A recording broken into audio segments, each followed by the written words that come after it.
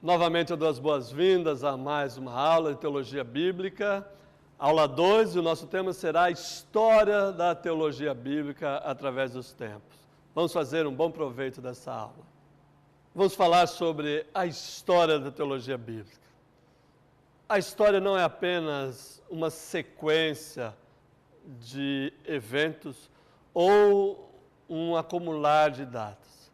A história serve para que extraiamos dela os ensinamentos, os acertos, os equívocos, os limites e a possibilidade de continuar o estudo.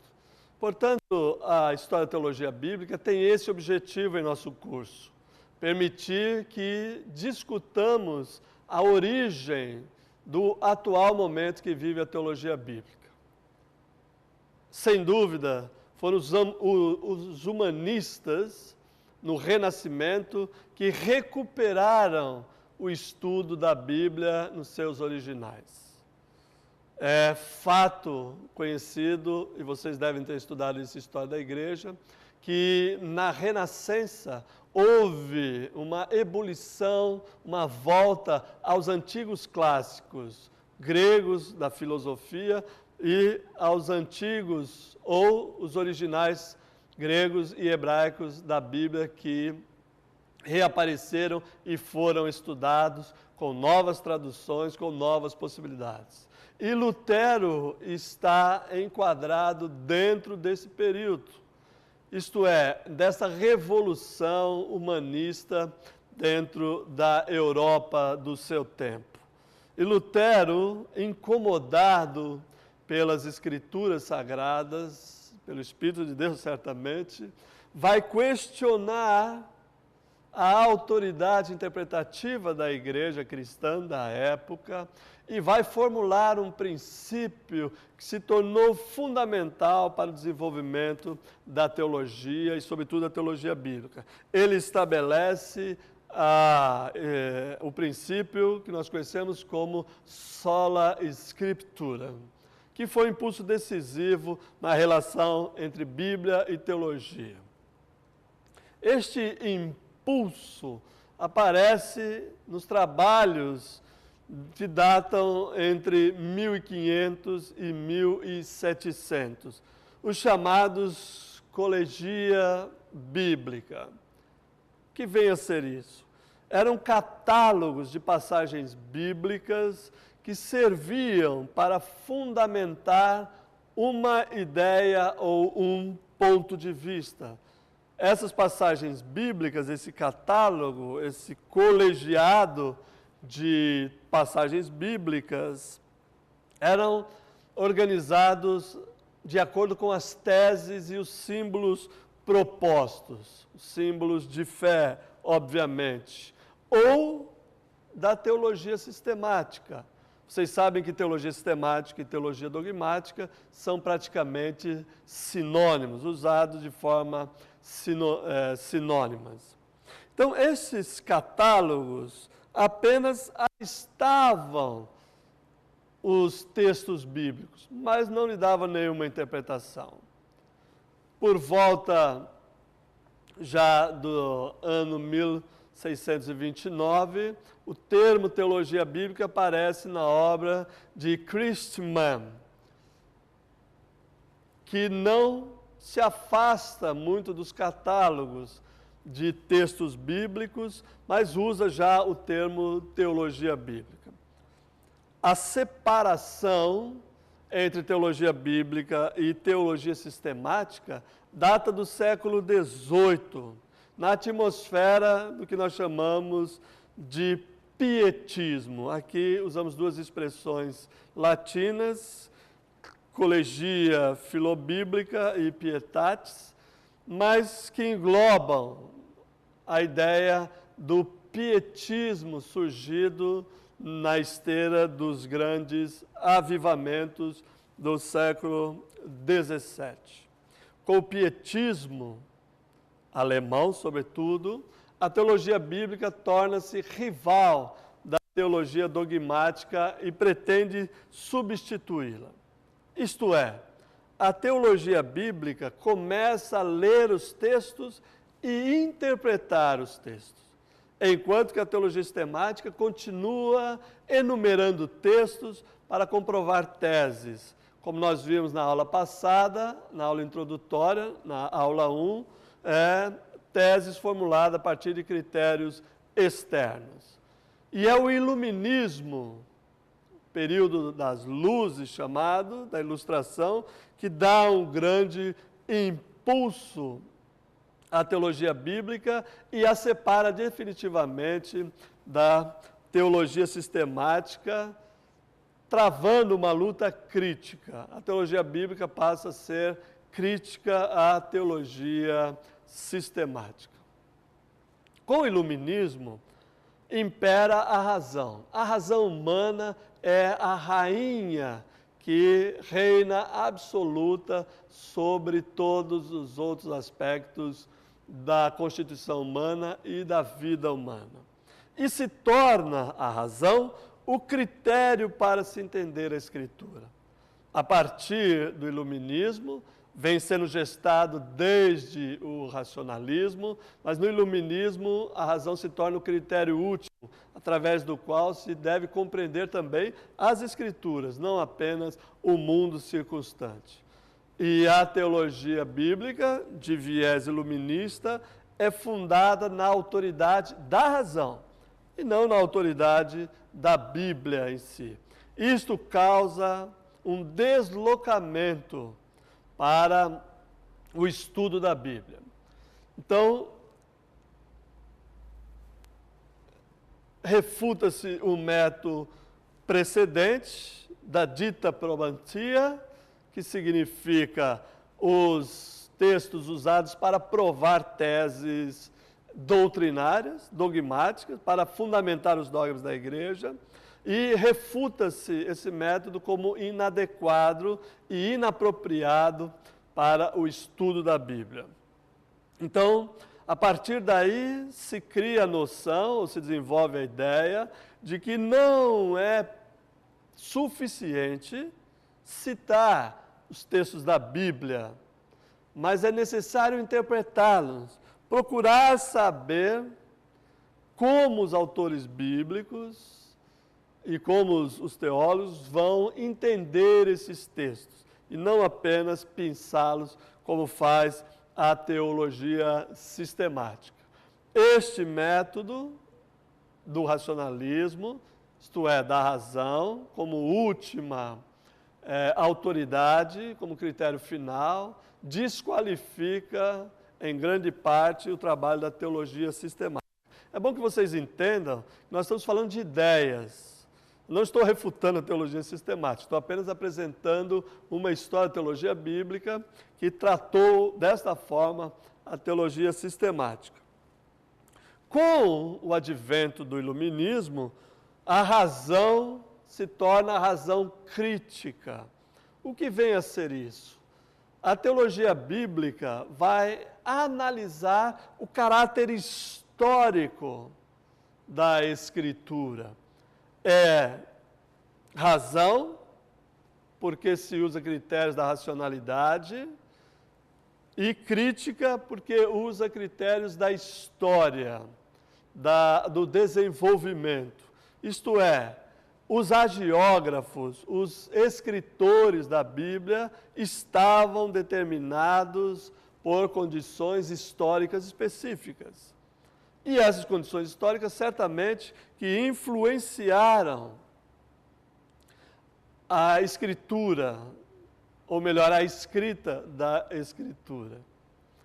A teologia bíblica, portanto, ela tenta transmitir o que os autores bíblicos pensaram das coisas divinas, em contraposição com a teologia dogmática ou sistemática, que tenta transmitir e transmite o pensamento do teólogo que filosofa sobre as coisas divinas.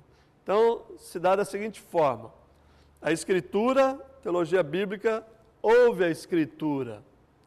A teologia sistemática ouve o teólogo que lê a Escritura. São coisas distintas, vocês estão compreendendo perfeitamente o que eu estou querendo dizer. A teologia bíblica por argumentar historicamente, permanece sempre a mesma. Isto é, não há mudança, uma vez que ela trata dos textos que já estão cristalizados e fossilizados na Escritura Sagrada. Enquanto a teologia dogmática, há variações e mudanças, porque há variações e mudanças, por exemplo, nas disciplinas que a sustentam. A filosofia, nem sempre, aliás, sempre houve mudanças nos sistemas filosóficos. Platonismo, racionalismo, aristotelismo e assim por diante, existencialismo. Então, a teologia dogmática muda de acordo com a mudança dos sistemas das disciplinas que ela utiliza. Desta forma, a teologia bíblica, usando a razão crítica, põe em relevo as diversidades dos autores, dos seus textos, do tempo, do lugar em que esses autores escrevem a Bíblia. Isso vai fazer uma diferença enorme na interpretação da Escritura. O mesmo evento narrado no livro de Samuel e Reis é lido de outra forma pelo livro das Crônicas. Isso se deve ao fato de que a razão crítica mostrou que os livros de Samuel e Reis pertencem a uma época anterior à época do livro das Crônicas, que tem outra mentalidade, tem outras pessoas em outros lugares pensando de maneira diversa. Então, os autores do Antigo e do Novo Testamento são colocados em sequência temporal, isto é, cronológica. E assim a teologia tenta distinguir quais são as concepções religiosas nessas diversas sequências. Observem e entendam que aqui nós estamos trabalhando com a história.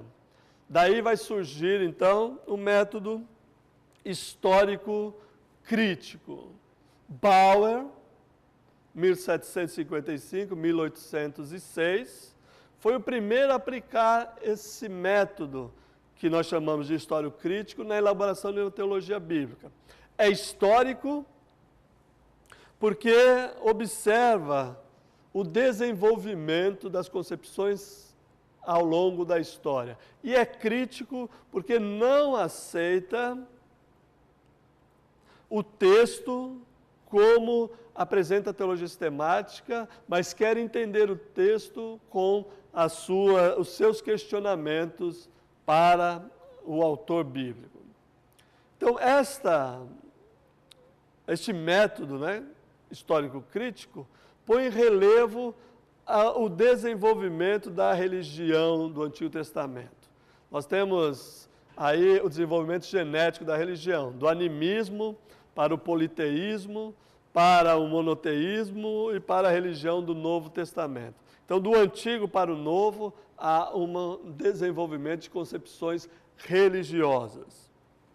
E culmina, obviamente, na época com a religião racional, porque, afinal de contas, o ser humano chega à sua maioridade, por assim dizer, existencial.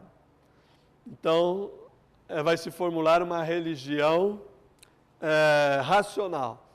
E um exemplo disso é a religião positivista de Auguste Comte. Esse elaborado método histórico-crítico põe em relevo as diferenças culturais que estão na Bíblia, as diferenças de filologia. Filologia ajuda a entender a origem, ou melhor, a filologia ajuda a entender de que maneira a língua se desenvolveu, a história das mentalidades, os mitos, enfim, toda a arqueologia, toda a geografia mostrou que a atmosfera cultural da Bíblia é bem diversa. Mas um detalhe importante é que esse método só posteriormente acrescentou foi tentar descobrir o ambiente vital. Em exegese, tem um termo alemão para designar esse ambiente vital, esse ambiente de vida existencial, que vocês devem ter ouvido falar em exegese, que é o Sitzleben, isto é, a situação existencial, situação vivencial, na qual as comunidades que escreveram e transmitiram os textos viveram. Isto é, qual tipo de vida, qual tipo de reflexão chegou-se a fazer nesses ambientes. Daí que a interpretação foi tomada como algo essencial, derivado do método histórico-crítico. Isto é, não era suficiente apenas ler os dados, apenas levantar os dados, mas era necessário interpretar esses dados e relacioná-lo com o texto em si. Foi Bauer, ou Bauer, em 1792, 1860, fundador da escola de Tübingen, que introduziu na teologia esse aspecto do princípio unitário hermenêutico estrutural. Quer dizer, a partir de então, utilizando o método histórico-crítico, acrescentou-se a hermenêutica, a interpretação, para tentar compreender como que esses textos articulavam ideias diferentes e, a partir daí, formular uma teologia bíblica que abarcasse todos esses testemunhos diferenciados de épocas e culturas diferentes. Para essa linha de pensamento da escola de Tübingen, a religião de Jesus e os evangelhos, os sinóticos, não fazem parte da teologia bíblica do Novo Testamento. Para essa escola de pensamento, Jesus e os evangelhos, consequentemente os sinóticos, são premissas, são a base sobre a qual todos os autores do Novo Testamento irão se fundamentar. Ele diz, ou essa escola afirma, que a verdadeira e autêntica teologia só começa com a fé dos apóstolos. Daí a discussão do Jesus e do Cristo, do Jesus histórico e do Cristo da fé. Essa escola é que vai modelar as bases, o fundamento para o desenvolvimento da teologia bíblica do Novo e do Antigo Testamento. Pela metade do século XIX, esse desenvolvimento genético da religião e esse desenvolvimento do método histórico-crítico e o desenvolvimento das religiões levou à criação, ao surgimento de uma escola que acompanhou o romantismo e o liberalismo, que chamou-se método Religionsgeschichte, que é uma expressão em alemão que significa Escola da História das Religiões, ligado agora a uma outra universidade alemã, ao Círculo de Göttingen. Esta tese, ou essa escola, defende a ideia de que há um princípio fundamental no desenvolvimento da religião. Alguns vão chamar isso até de fenomenologia da religião. Mas seja como for, 3 princípios metodológicos são fundamentais para essa escola. Primeiro delas, a crítica. Isso é, a dúvida crítica. Duvidar de todos os dados até que os dados sejam comprovados cientificamente. E 2, princípios da historiografia, que é a analogia e correlação dos eventos. Isso significa mais ou menos o seguinte, grosso modo.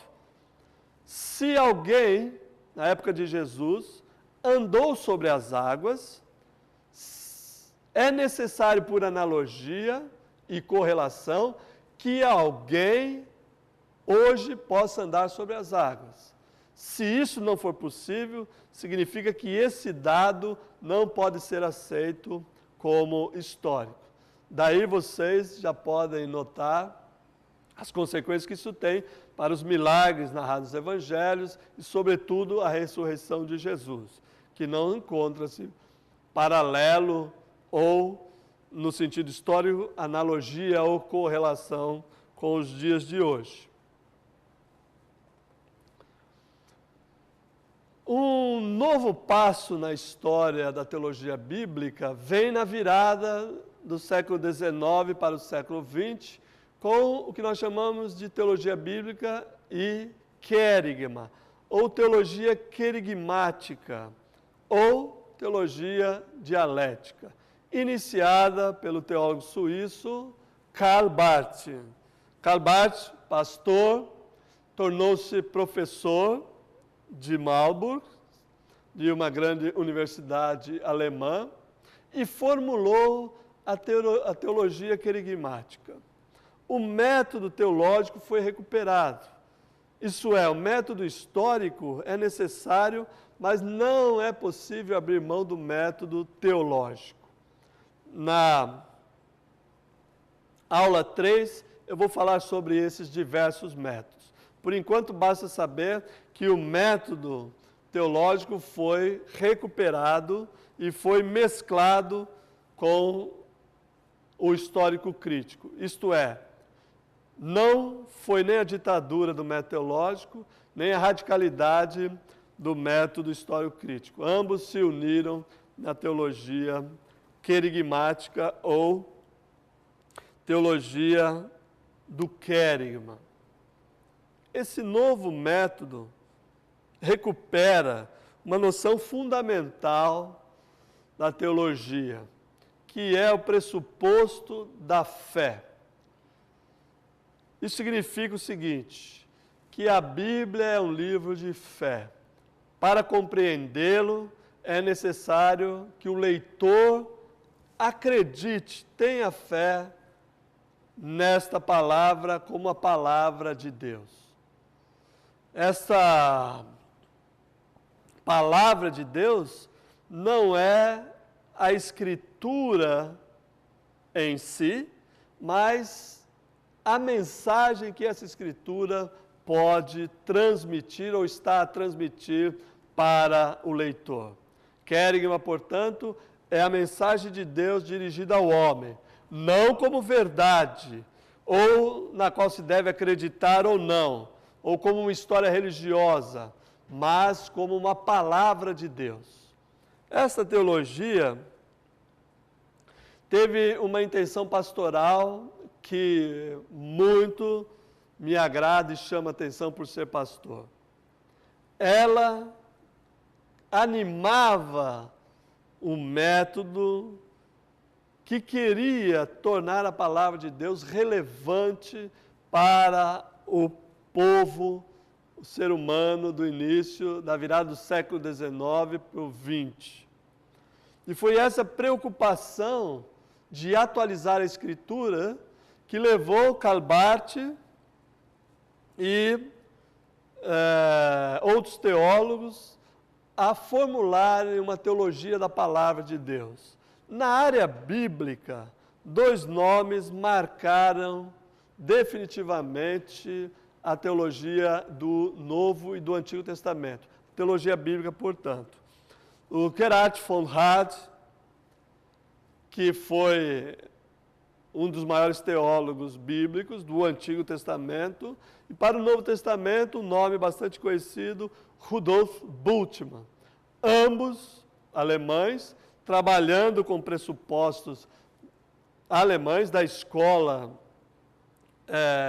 que antecedeu a eles, formularam novas hipóteses e uma nova linha de pesquisa na teologia bíblica. Na próxima aula nós veremos esses métodos com detalhes. Na aula de hoje, portanto, nós vimos a história da teologia bíblica, o seu desenrolar, e chegamos ao seu ponto culminante, que, em termos gerais, permanece até os dias de hoje, que é a formulação de uma teologia bíblica, de um novo colorido, de um novo viés, e que nós vamos ver na próxima aula. Obrigado pela atenção.